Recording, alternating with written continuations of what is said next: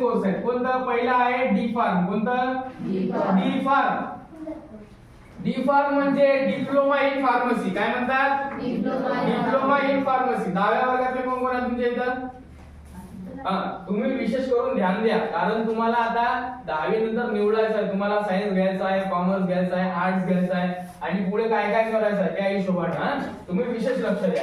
आता D pharm असते diploma in pharmacy. काय म्हणतात डिप्लोमा इन फार्मसी. किती वर्षाचा 2 वर्षाचा. परीक्षा कोणती याच्यासाठी सीईटी. कोणती सीईटी कॉमन एंट्रन्स टेस्ट. सांगितलं तुम्हाला काय म्हणतात त्याला कॉमन एंट्रन्स टेस्ट. कोणता ग्रुप निवडायचा याच्यात पीसीबी ग्रुप. कोणता पीसीबी. मेडिकल लाईन मध्ये सगळ्या म्हणजे सीईटी मध्ये सगळ्या मेडिकल लाईन साठी पीसीबी ग्रुप. त्याच्यानंतर असते बी फार्म. कोणता बी फार्म. याला म्हणतात बॅचलर इन फार्मसी. काय म्हणतात बॅचलर इन फार्मसी. हा असते 4 वर्षाचा. किती वर्षाचा 4 वर्ष. अशा पद्धतीने कोर्स आहे. याच्यानंतर सुद्धा असतात फार्म डी झालं, एम फार्म झालं. लक्षात. आता बघा हे 2 आपण महत्त्वाचे बघू. डी फार्म मध्ये कसं असते तुम्ही सीईटी दिली पीसीबी ग्रुप मधून आणि डी फार्म मध्ये ऍडमिशन केलं. लक्षात 2 वर्षाचा डी फार्म झाला. आता डी फार्म नंतर आपण काय करू शकतो आपली स्वतःची मेडिकल टाकू शकतो. तुम्हाला जिथं वाटते तिथं गावामध्ये शहरामध्ये.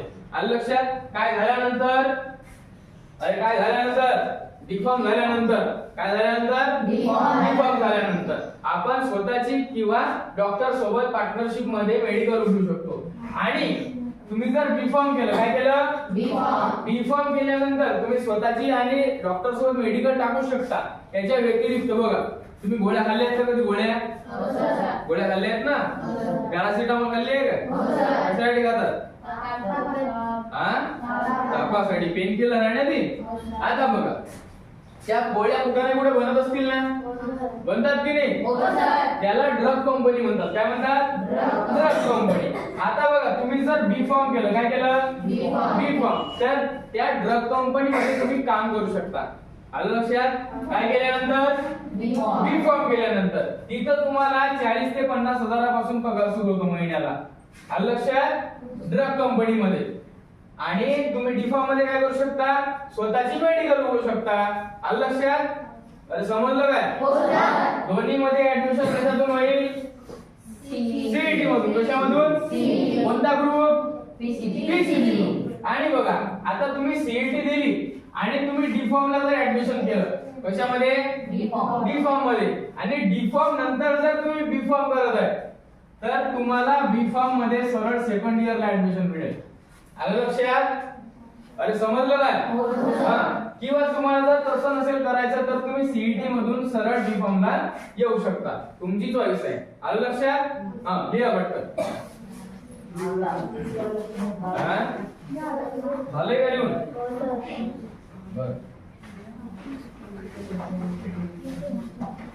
झालं ना लिहून.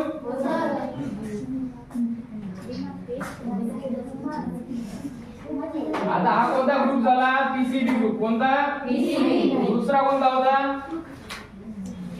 अरे दुसरा ग्रुप कोणता होता पीसीबी च्या व्यतिरिक्त पीसीएम होता ना. आता पीसीएम मध्ये बघा आपण डॉक्टर साठी कोणती परीक्षा दिली होती नीट दिली होती ना. पीसीएम ग्रुप मध्ये परीक्षा असते तिचं नाव आहे जेडबलई. काय आहे जेडबलई. जेडबलई ची परीक्षा देऊन आपण कुठे जाऊ शकतो इंजिनिअरिंगला. कुठं इंजिनिअरिंगला. इंजिनियर मध्ये काय करतो इंजिनियर काय करतो स्वयंपाक करतो काय करतो गाड्या दुरुस्त करणाऱ्याला मेकॅनिक म्हणतात. इंजिनियर काय करतो बरं बिल्डिंग कोण बनवते ना माहित आहे की नाही तुम्हाला. रस्ते कोण बनवते इंजिनियर. घड्याळ कोण बनवते मोबाईल कोण बनवते बोला ना. जेवण नाही झाले काय. कम्प्युटर कोण बनवते लॅपटॉप कोण बनवतो बरोबर आहे. कपडे कोण शिवतो इंजिनियर शिवतो का. काही म्हटलं तर इंजिनियरच असं असते. टेलर बरोबर आहे. इंजिनियर कपडे शिवत नाही ध्यानात ठेवायचं. आता इंजिनिअरिंग जर करायची आहे आपल्याला इंजिनिअरिंग मध्ये ब्रांच असतात. काय असतात ब्रांच. ब्रांच म्हणजे काय बघा आता मला सांगा, रस्ते बनवणारा सुद्धा इंजिनियर राहतो ना, आणि मोबाईल बनवणारा सुद्धा कोण राहतो? इंजिनियर. परंतु दोन्ही इंजिनियर सारखे राहतील का? नाही राहू शकत. आता इंजिनिअरिंग मध्ये ब्रांच आहे, म्हणजे सिव्हिल वाला वेगळा, रस्ते बनवणारा वेगळा, मोबाईल वाला वेगळा. आलं लक्षात? कसे वेगळे वेगळे. आता कोणत्या कोणत्या ब्रांच आहेत? एक आहे मेकॅनिकल ब्रांच. कोणती? मेकॅनिकल. त्याच्यानंतर इलेक्ट्रॉनिक झालं, सॉफ्टवेअर झालं, त्याच्यानंतर कम्प्युटर इंजिनियर झाले. आलं लक्षात? आता एआय सुद्धा आलं याच्यामध्ये, सिव्हिल इंजिनियर झाले. असे वेगळे वेगळे काय आहेत? ब्रांच आहेत. काय आहेत? कशामध्ये?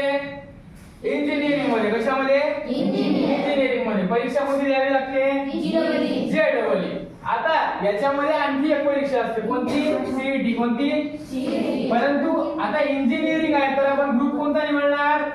पीसीएम. कोणता? सीईटी मध्ये 2 ग्रुप सांगितले होते तुम्हाला, त्यापैकी दुसरा ग्रुप कोणता होता? पीसीएम. बरोबर आहे. आता इंजिनिअरिंग मध्ये जर आपल्याला जायचं आहे तर कोणता ग्रुप निवडावा लागेल? पीसीएम. आलं लक्षात? आता इंजिनिअरिंग किती वर्षाचं? 4 वर्षाचं. किती वर्षाचं? 4 वर्षाचं. आता इंजिनिअरिंग झाल्यानंतर काय होईल? इंटर्नशिप होईल. काय होईल? तुम्हाला इंटर्नशिप सांगितलं होतं ना, जिथं काम शिकवलं जाते. काय झालं? झालं का ते लिहून? लिहून झालं का? हायजिनिक पत्र लिहा वाटतं. हा, काय सांगत होतो मी? 4 वर्षाचं इंजिनिअरिंग झालं. काय झालं? इंजिनिअरिंग किती वर्षाचं? 4 वर्षाचं. त्याच्यानंतर काय होईल? इंटर्नशिप होईल. काय होईल? इंटर्नशिप म्हणजे काय सांगितलं होतं मी? जिथं काम शिकवलं जाते, ट्रेनिंग पिरियड म्हणतात त्याला. ट्रेनिंग समजते ना? हा, ते कुठे दिलं जाते? इंटर्नशिप मध्ये. आता इंटर्नशिप कशी होईल? उदाहरणार्थ एक कम्प्युटर इंजिनियर आहे तर तो कुठे जाईल? आयटी कंपनीमध्ये जाईल. आता एखादा सिव्हिल इंजिनियर आहे, रस्त्याचं बांधकाम करणारा, तर तो कुठे जाईल? फील्डवर जाईल ना काम शिकण्यासाठी. समजलं ना? अशा पद्धतीने इंटर्नशिप असते. काय असते? इंटर्नशिप. आलं लक्षात? असे हे कोणत्या ग्रुपचे कोर्स झाले? पीसीएम ग्रुपचे. कोणत्या ग्रुपचे? पीसीएम. लिहा पटकन. झालंय काय? बस. आता ही कोणती शाखा झाली? सायन्स. कोणती? विज्ञान. विज्ञान झालं ना? त्याच्यानंतर आहे कॉमर्स. कोणतंही? कॉमर्स म्हणजे काय सांगितलं तुम्हाला? अरे कॉमर्स म्हणजे काय सांगितलं? इकडे माझ्याशी बोला ना, एकामेकांची काय बोलून राहिले. कॉमर्स म्हणजे काय सांगितलं होतं? वाणिज्य. काय सांगितलं होतं? वाणिज्य. माहित ठेवायचं हे. आता कॉमर्स मध्ये काय होतं बघा, जेवढ्या काही गोष्टी पैशाशी संबंधित आहेत. कशाशी? पैशासोबत, आर्थिक गोष्टी सोबत ज्या संबंधित आहेत त्या कशामध्ये राहतील? कॉमर्स मध्ये. कशामध्ये? आता याच्यामध्ये काय काय आलं? बँकिंग झालं. काय झालं? बँकिंग झालं, बिझनेसचं झालं. त्याच्यानंतर आलं लक्षात? त्याच्यानंतर अर्थशास्त्र झालं, इकॉनॉमिक ज्याला म्हणतात.